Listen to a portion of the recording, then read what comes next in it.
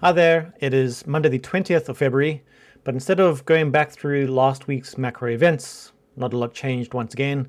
Instead, I'm going to talk through 4 different earnings reports from companies that I hold in my eToro portfolio.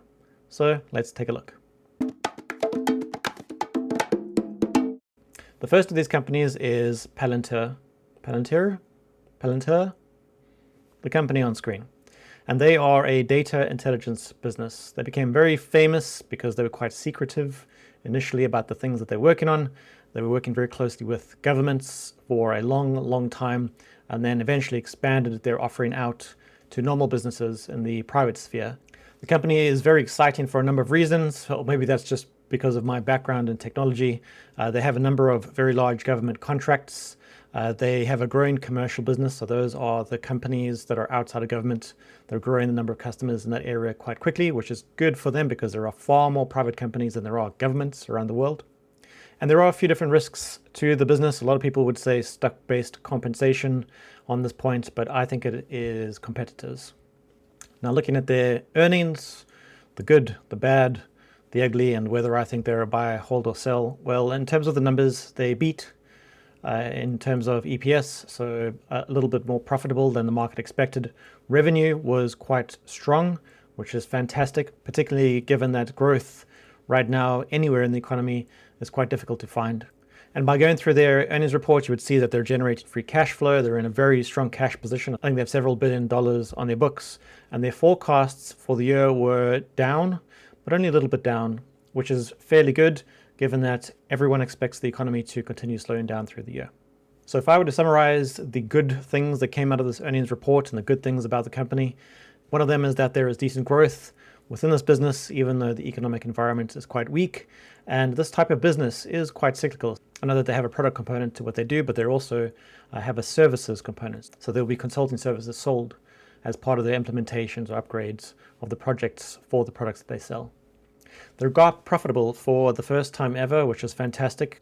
Every growth business needs to hit this point of profitability at some point in their lifespan and then continue to be profitable consistently going forwards. And the forecast that Palantir put out there seem to indicate that they will be. Customer count is up 55%, which is fantastic, especially since this is the type of business where they land and expand. So they sell into a particular customer, maybe one of their service offerings or their product offerings, and they slowly start selling more and more products and services to those customers, increasing the revenue with those customers. The contract value seems to be increasing, and so they're landing larger customers too as a larger proportion of the revenue that they're bringing in, and the stock price absolutely took off after this earnings report was released. In terms of the bad things out of the earnings report or around the company that I see, so the forecasts were downgraded, albeit only slightly. The company will be impacted by economic conditions, but given that they're doing so well right now, I'm wondering if the economy was better, how much better the business might be doing. On this point, the growth right now is slower than the CEO had said it would be, so he went on record and said that he expects revenue to grow compounding at an annual rate of 30% per year, and it's not there at the moment. But, you know, it's a tough economic situation that the world finds itself in right now. And once again, just to bring up the point about risk, so the competitors for Palantir are companies like Google, Microsoft. So big, heavy-hitting companies with very deep pockets and lots of expertise when it comes to dealing with data and rolling out professional services. However, in my experience, I found that companies that serve particular niches, especially when they're smaller than the big dogs, tend to be able to outmaneuver those companies. So I think they're still okay for now. So is Palantir a buy, hold, or sell for me? Well, the valuation of the company is still fairly high given the numbers that we see, especially if they're not able to continue hitting the high growth numbers that they outlined, a year or two ago. So for now, I'll continue to hold on to my stock, but if the economic situation starts to turn, Palantir is a company that I would be happy to add to. All right, next up on the list is a company called Twilio, and I don't think a lot of people have heard about this company. I have heard a lot about it over the past decade plus, and that's because I've worked in technology for quite a long time, but they are the largest CPaaS company in the world. Now, what does CPaaS mean? Well, they're a communication platform as a service. So they provide services to other companies to build offerings around telephony, SMS, and now email after their acquisition of SendGrid. So there are lots of other companies, services out there that you might be using that under the hood are in fact using Twilio. Now, Twilio's market share is enormous. They've seen incredible growth through the past decade plus. Their product is very, very strong, and it's a very sticky product set. Once you've implemented it, it's very difficult to back it out, but their product's so good that I don't think people want to back out of their product set. Another nice thing about this business, and I don't have the chart up on screen, is not only do they have a very large share of the market, I think it's north of 60% of the market, that share of the market has been growing in recent years.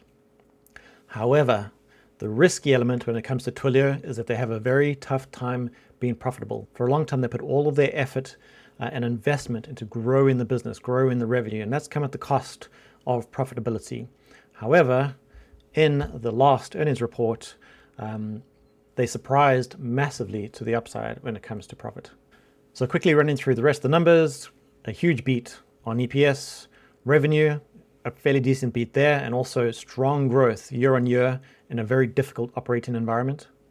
And on top of this, they also increased their forward guidance in terms of the EPS. So they expect profitability to remain strong into the near-term future at least. I hope that it continues to be strong from here on out, maybe with a few blips here and there. And if that ends up being the case, then Twilio's share price is just going to continue soaring. So moving on to the good, well, they had this huge beat combined with an improved forecast of profitability. Customer growth has been pretty strong, which, like I'm going to say many times through this video, is difficult in the current economic situation. I just noticed the typo in the slides, so I've updated that. So they seem as though they could be consistently profitable from here on out. They've been through a huge cost reduction exercise, which has included a very large number of people being laid off, but also cost saving in other places. And the stock price jumped massively on the day following the earnings report. On top of all this good news, they also announced that there'll be a $1 billion share buyback. In terms of the bad, well, they're going to have to let go of 17% of their employee base, which means those people are going to have to look for other jobs. And I don't have it repeated up here, but consistently profitable ? Could be good if they do manage to do it, and bad if they don't. This is a company where investors have been very unhappy with Twilio's inability to become profitable. They have said many times that they're just about to become profitable, and then something happens that means that they need to pour more money into a particular area of their business. So now it looks as though they're over the hump, but if they aren't really, then that's going to be a challenge. So are they a buy, hold, or sell for me? Well, in terms of the ER and the forward guidance, I'm very, very happy with that. Twilio is in my top 3 companies in terms of businesses that I would like to grow my position in. However, the market at the moment does feel a bit shaky, so I do want to hold a bit of cash on the sidelines for now and wait for a bit more certainty before growing positions in companies such as this. Next up on the list is Shopify. Many of you will know the name Shopify. It's a company that did fantastically well leading up to and through lockdowns. It was a darling of the lockdowns. The share price went absolutely ballistic, became incredibly overvalued. It was very, very nuts. But at the same time, their revenue, a number of customers, was also growing very, very quickly. So they provide an easy-to-use online shop builder and a number of services around that too. So they're competitors with companies such as Wix.com. They did have incredible growth, not just in the share price, but also revenue through 2020. They've also got quite a sticky product set. So as an example, if you had a brick and mortar company that you had to close down during lockdowns and you needed to make some money, didn't want your company to die, then you would have been able to build a Shopify store fairly quickly and then continue to sell your products without having a brick and mortar shop. And now people that have that channel, that sales channel, will continue to sell through that channel because it is something that everyone else in the world, their customers, now expect. However, I think that a big risk, probably the biggest risk for Shopify, and here some people might say competition, but I don't agree, is that their customer segment is largely made up of smaller companies. And smaller companies are having a very difficult time right now because of the economic circumstances. In terms of the numbers that Shopify put out, they were fairly decent. So they beat expectations, at least for non-GAAP EPS and revenue. Revenue is also still growing, and revenue is also still growing, and growth was fairly strong. And gross merchandise volume growth was also very, very strong. So that's the number of merchandise that is sold through their platform over a particular period. In terms of the good, well, the earnings report was fairly strong, and they've also said that they'll be raising prices on certain subscription products. I do think that their products are very cheap right now, and they've done that on purpose because they've been trying to acquire market share. So in effect, you end up paying to acquire your customers, and then when you reach a certain size and your product offers certain functionality that your customers hopefully can't live without, then you can start increasing prices as you go along. And what I also quite liked is they're beginning to address that big risk of their largest customer segment. So they want to grow customers at the larger end of the scale, the medium-sized businesses and the large companies. In terms of the bad, though, their company is very strongly correlated with the economic cycle, as many retail businesses are. They still, right now, depend on smaller businesses, which cannot weather the storm as well as larger companies can. Their forecast was not great, and that's why Shopify's stock price fell quite strongly on the day following the earnings report. So like I said, many brick and mortar retail companies, smaller companies, were forced to open an online channel well before they expected to. Maybe some of them never were. So this means that instead of Shopify seeing a slow and steady growth curve like you would expect, they had this huge jump through 2020. And now because that demand has been met ahead of schedule, the demand has slackened. And on top of that, we have the current economic situation. Something else that's also quite confusing is that Shopify has a problem being profitable, and they did cut a large number of their workforce. However, for some reason, the costs are still going up. Now, increasing prices will hopefully offset this, but the question remains, do they lack discipline in order to control their costs whilst they're still growing? So Shopify, a buy, hold, or sell for me. So admittedly, this is one of the companies that I'm feeling a bit more worried about right now. Growth is slowing, and at the same time, profitability continues to be a challenge. So those costs are going up. They're going to start increasing their revenue. Hopefully they get closer to profitability. I'm willing to give them a few more quarters because the company is fantastic. And I don't believe that any of their competitors can hold a candle to the offerings that Shopify offers right now. And because of all of that, Shopify remains a hold for me, but a little bit of a worried hold right now. I'll be keeping a close eye on it in the coming quarters. All right, so the last company that I would like to talk about is Zillow. They are the largest online property search/portal that exists in the US. So in the UK, we have companies like Rightmove and Zoopla. Zillow is like those companies combined in the US. Zillow for me is a turnaround play. So Zillow was originally a property portal, a place to search for places to rent or to buy. However, over time, they built a segment of their company that generated a huge amount of revenue, and that's because of the value of the things that they were buying and selling, which were properties. Effectively, this was a unit of their company that was flipping houses. Try to buy the houses cheap, maybe do something to them, try to sell them at a higher price, then your profit ends up being the difference between the two minus all your costs. However, and I admire them for this, they realized that there wasn't as much money in this type of business that they had thought, and they decided to pivot their company and completely do away with that business. Now, that area of their business was very high revenue, but it was very low margin, very low profitability.